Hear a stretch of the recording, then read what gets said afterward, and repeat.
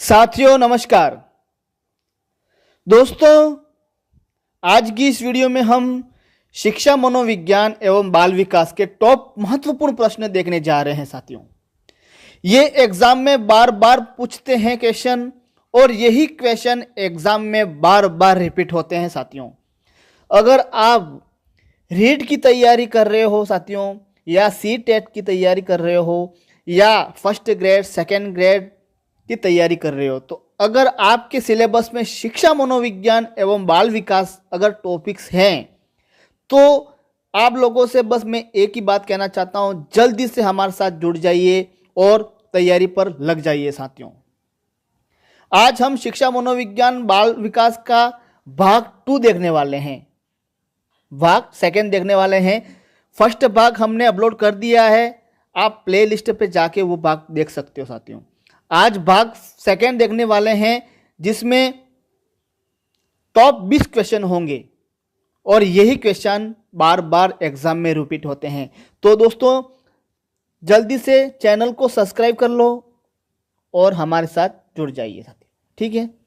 साथियों, आप देख सकते हो शिक्षा मनोविज्ञान का टॉप पहला प्रश्न है, किसी इच्छा या आवश्यकता में रुकावट पड़ने पर उससे उत्पन्न होने वाला सांवेगिक तनाव, भाई उत्पन्न होने वाला सांवेगिक तनाव क्या कहलाता है?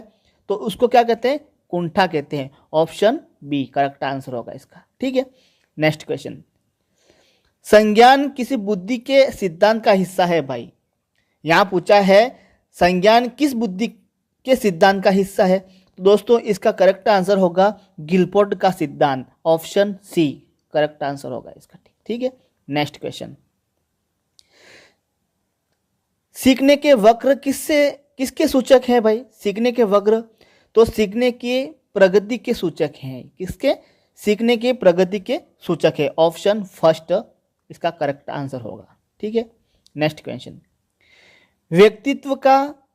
व्यक्तित्व का सामाजिक अधिगम सिद्धांत किसने दिया? तो दोस्तों, इसका दिया है बांडुरा व वाल्टर ने। ऑप्शन फर्स्ट इसका करेक्ट आंसर होगा, ठीक है। नेक्स्ट क्वेश्चन, निम्न में से कौन शेष से भिन्न है? साथियों, निम्न में से कौन शेष से भिन्न है?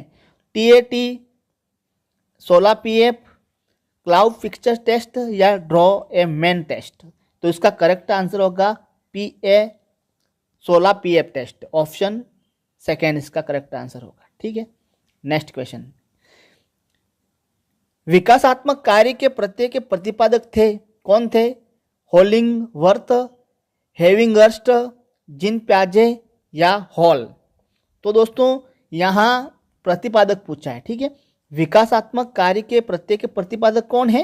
हेविंगर्स्ट। ऑप्शन बी करेक्ट आंसर होगा इसका, ठीक है। नेक्स्ट क्वेश्चन, सृजनशीलता की पहचान हेतु किसने सृजनात्मक चिंतन परीक्षण का निर्माण किया? भाई ये क्वेश्चन इंपॉर्टेंट है, ये क्वेश्चन बहुत इंपॉर्टेंट क्वेश्चन है। सृजनात्मक चिंतन परीक्षण का निर्माण किसने किया?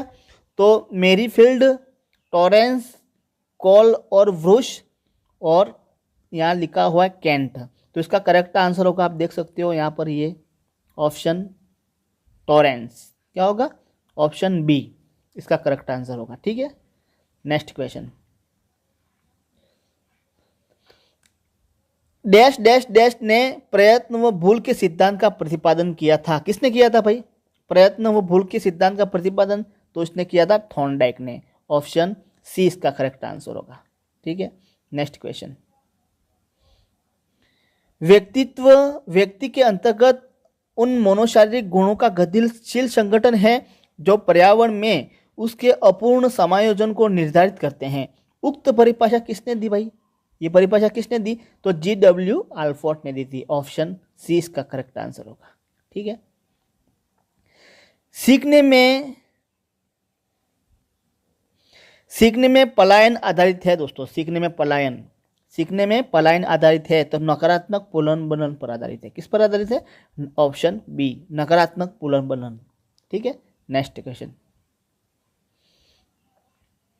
अधिगम के प्राथमिक नियमों में से एक है, कौन सा है? तो दोस्तों, अधिगम के प्राथमिक नियमों में से एक प्रभाव का नियम है। कौन सा नियम है?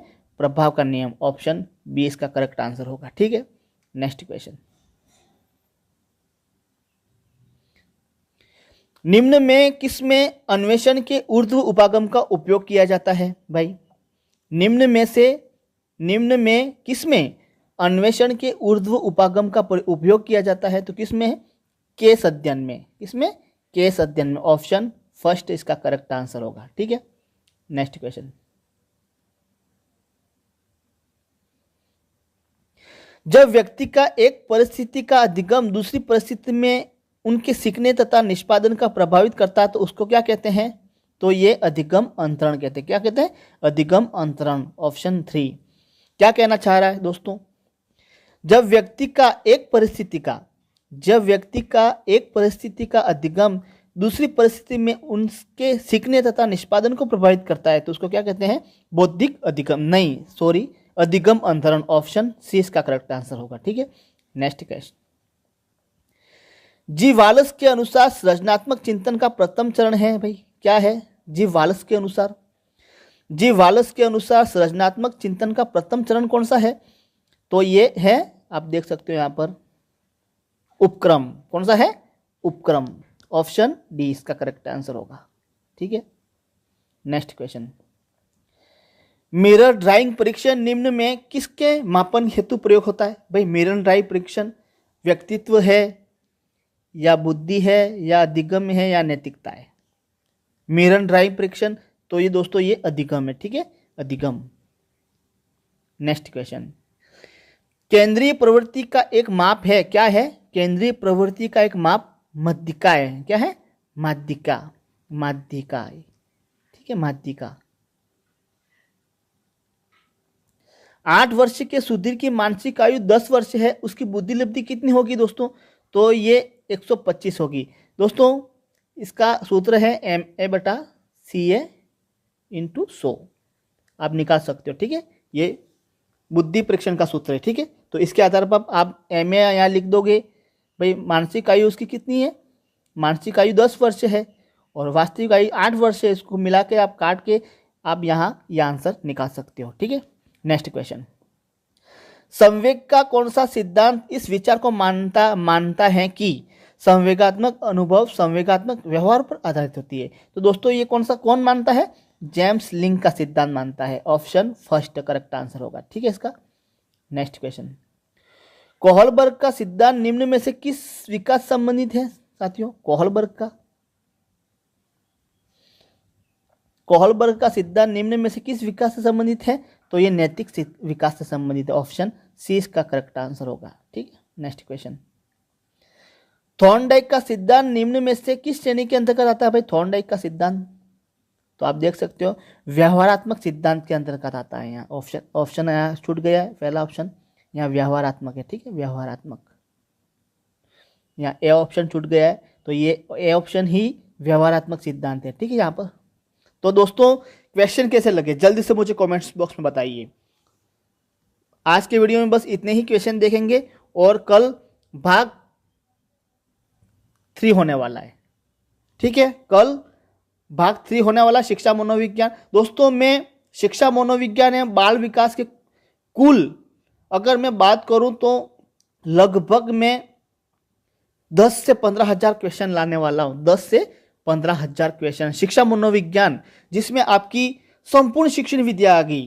जैसे कि आपकी हिंदी शिक्षण विद्या है, संस्कृत शिक्षण विद्या भी है, उसको आप ट्रांसलेट कर सकते हो। उसके बाद आपकी मैथ शिक्षण विद्या, पर्यावरण शिक्षण विद्या, सामाजिक शिक्षण विद्या, आपकी सारी शिक्षण विद्या इस 15,000 क्वेश्चन में शामिल हो जाएगी, जिसमें आपकी साइकोलॉजी भी होगी प्लस आपकी शिक्षण विद्या भी होगी। ठीक है, उसके बाद मैं जीके स्टार्ट करने वाला हूँ। जैसे कि आपकी जीके राजस्थान की जीके है, आपकी पॉलिटिकल है, इकोनॉमिक है, आपकी कला संस्कृति अर्थव्यवस्था, सभी आप सब्जेक्ट हैं साथियों में धीरे धीरे शुरू करने वाला हूँ। और आप लोगों को एक ही काम करना है, चैनल को सब्सक्राइब करके हमारे साथ जुड़ना है। तो थैंक यू, धन्यवाद साथियों। जल्दी से कमेंट्स में बताइए क्वेश्चन कैसे लगे और नेक्स्ट वीडियो में ज़रूर मिलेंगे।